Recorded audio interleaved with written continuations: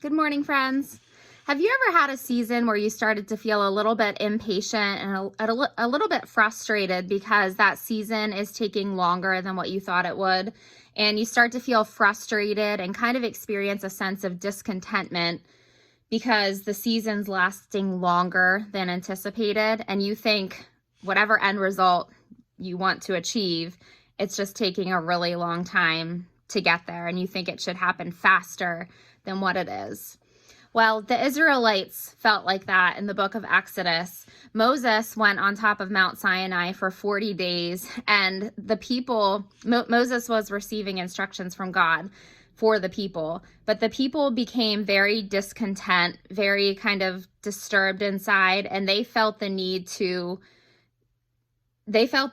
make this golden calf to be their new God instead of just trusting that Moses would come down in God's timing.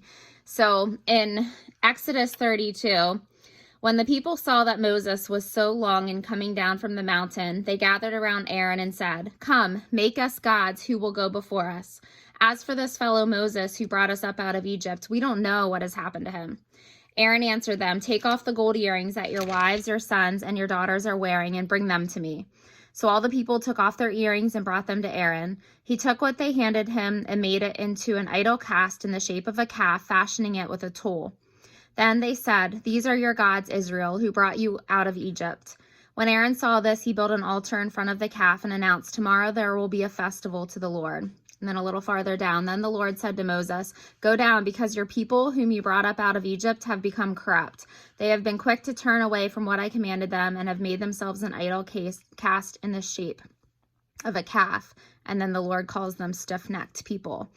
But this is just an example where these people became greatly discontented and frustrated, and they felt the need to hurry along what God had already planned in advance. Like he had already planned for Moses to be on the mountain 40 days.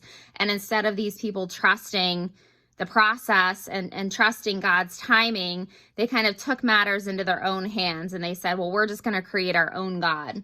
And how often do we do that as well? We might not create a calf with earrings to worship, but we might fall into temptation or sin because we're tired of the waiting process, and we think we're just going to rush it along ourselves and take God's timing into our own hands. But God has so much purpose in the waiting and so much to teach us, so many lessons to teach us in that waiting. So we should lay down our expectations to God. Moses delayed to come down the mountain, so Israel created and worshiped idols. God's timing wasn't theirs. A lot of times God's timing isn't our timing, but his timing is better than ours. They thought God should take them directly to the promised land, but instead they camped out at the base of a mountain. Their delayed expectations led to poor decisions. They rejected God and pursued whatever pleased them.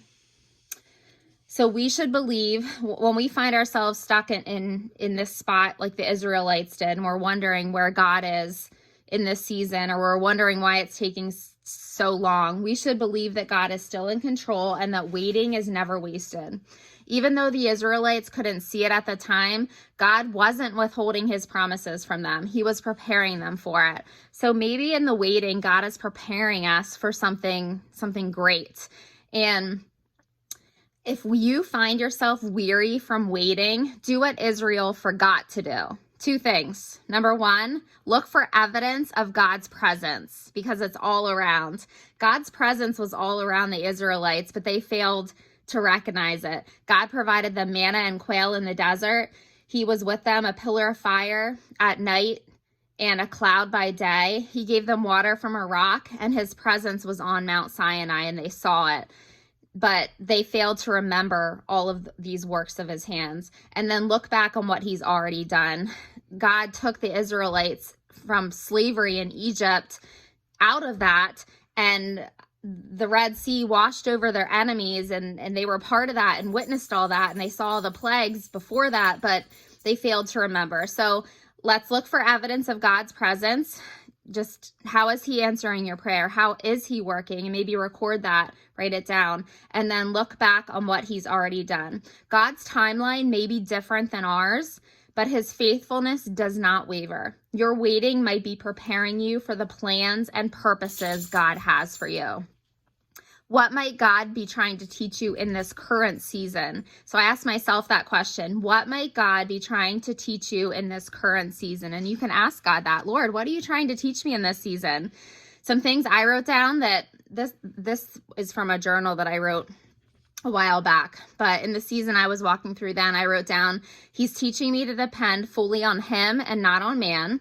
He is teaching me the importance of prayer and having prayer partners, and he is teaching me to seek his wisdom and listen to his voice. So, friend, what is God teaching you during a season of waiting?